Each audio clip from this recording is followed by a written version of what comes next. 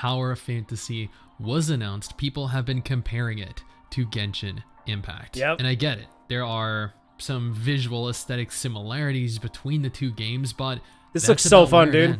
Now, I have been playing this game for the last 48 hours over on Twitch. I've been streaming the entire thing, and I 48 hours? He did a 48-hour stream. Take a look at the game in real time. This will give you a glimpse, this will give you a gauge of whether or not you should be excited for the game without me telling you, without other people telling you whether you should be or not. But after having played it for over 10 hours straight now, I can tell you with 100% certainty, this game is absolutely nothing like Genshin Impact. Quick absolutely nothing? Really? Patreon. This allows you to looks so good. Please support us if you're interested. Every patron will have their name appear at the beginning of every single YouTube video, and you'll be immortalized in the MMO genre forever. Yet with that knowledge, there are still a surplus of different people that continue to compare these two games. They continue to. It looks similar. The art style is similar, but not Tower Fantasy is the going actual... to be the Genshin Impact killer, or that Genshin Impact is going to inhibit the success of Tower Fantasy.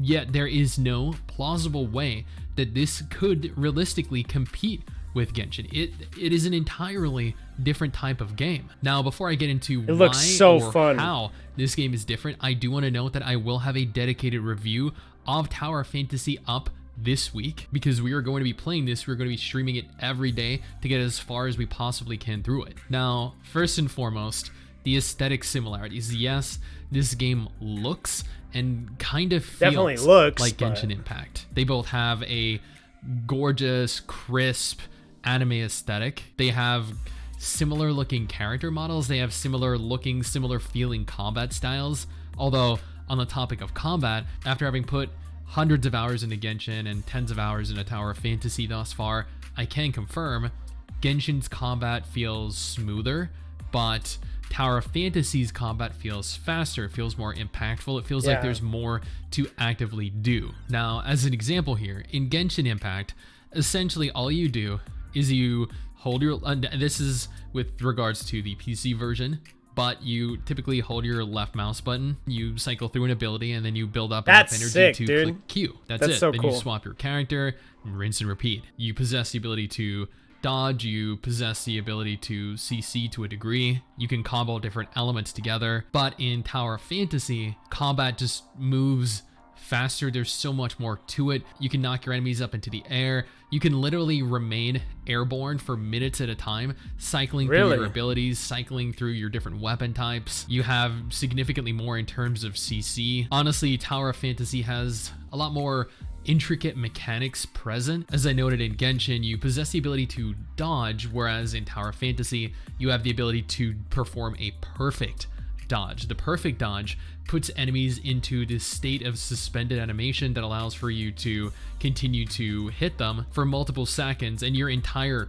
group can continue to hit them for a period of several seconds, dealing additional damage without having to concern yourself with their attacks, with any kind of damage from the enemy in question. Both of the worlds are completely open. There's plenty to do, plenty to explore. The world itself That's so cool. I finally get to see other people in this game. This is one of the areas that I feel Tower Fantasy is going to excel in. In Genshin Impact, you can have a maximum of 3 other players occupying your world at any given time. Multiplayer functionality is very limited. This is what initially kept me from playing. I wonder about the end game for this game, though. At the beginning, I was very held back by the fact that you couldn't participate in the story together, you couldn't go out and engage enemies and loot chests, and it was very limiting. It inhibited other players' progress when playing with you, and other than allowing for you to deal additional damage, provided no real benefit. Tower of Fantasy, though, is an MMO. I continue to see people come into our streams every single day and ask us, is this an MMO? Yes, and it is. I have repeatedly taken screenshots. I've repeatedly showcased 10, 20 different people on our screen at the same time. You can see it on screen right now. I took screenshots. I am going to include footage of a bunch of different people that were out in the world that were actively engaging in. I mean, the footage is right here. That took the time to come to the town because they saw that we were streaming and group up with us and just sit there, chill. This is so cool. So he's a healer right there. That alone, the fact that one is a single player game with a very limiting multiplayer functionality, and the other is a complete open world MMO. Of course, they got to make this girl thick. Literally everything they other made this than girl a little thick. bit of story content together should be distinction enough, should be evidence to the sheer contrasting difference between the two different game types. It's like comparing Black Desert Online with The Witcher 3. Sure, they might share some aesthetic similarities, share similar action combat types, but that's where you draw the line. In Genshin Impact, you play as the Traveler. The Traveler is an already established, predetermined, pre-designed character that you have no control over. Your character, this one you get fantasy, though, you create from the ground He's doing the bust While you size. can be a male or a female in both games. In Tower Fantasy, you get to choose your hairstyle, your hair color. You can customize your facial proportions. With the bust size. There are a plethora of different outfits that you can earn, that you can unlock, that you hella can purchase. messing with it. These outfits you can customize the colors of, and you can change the anime style. If that isn't enough customization for you already, I do want to note that you can furthermore customize your character, customize your outfit, customize literally everything about yourself at any point. Thank you so much for being here. Game. You can change your outfit immediately by just opening your character window, and then you can go ahead and customize your full character's appearance for a small amount of currency in game. Both games do have a gacha system present. Tower of Fantasies is different to a degree. In Genshin Impact, you recruit various different waifus and husbandos. Each character has their own unique play style, their own unique weapon style, their own unique abilities, and that is similar in Tower Fantasy. You can recruit various different characters. Wow, there's a lot of them. Unique weapon. They have their own unique look, but instead of where in Genshin you would play as that character, in Tower Fantasy they function as weapons, meaning that you can equip the weapons without necessarily needing to play as the character in question. So, as an example, you can equip a katana user, you can equip a dual sword user, you can equip a bow user. Now, you can use all three of those weapon types on your character that you created at the beginning of the game. Or you can play as any character that you have unlocked. This is so cool. All this while retaining an anime MMO that you have equipped. Concerning the gacha system this is what this is. Though, in Genshin Impact, well, I mean, you guys should know how bad the gacha rates are in Genshin Impact. They're not the worst imaginable, but they are pretty terrible. In Tower Fantasy, though, I have noticed that their rates are significantly better. But not just that, you actually earn the ability to do those roles, to utilize that premium currency in-game. These items that you use for the roles are typically found around the world.